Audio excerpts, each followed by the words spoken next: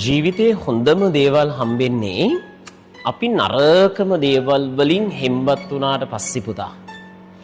ඔයා අද අඬන වාරයක් ගානේ දවසකදී ඔයාට hina වෙන්න හේතු ගොඩාරියක් හැදෙනවා. අද මහන්සි වෙන දුක් විඳින රැයක් දවසක් ගානේ ඔයාට අනාගතයේ සැප විඳින අනාගතයක් හැදෙනවා.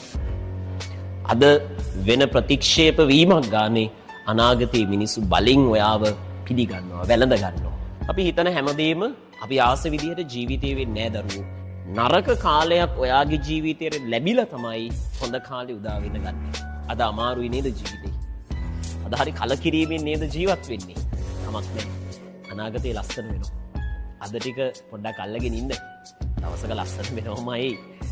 ජීවිත කාලෙම දුක් විඳින්න වෙන්නේ නැහැ. ජීවිත කාලෙම දුකින් ඉන්න ඕනි නැහැ. ජීවිත කාලෙම අඬන්න ඕනි නැහැ. hina වෙන සතුරින් ජීවත් වෙන, සැපද ජීවත් වෙන දවසක් කවදා හරි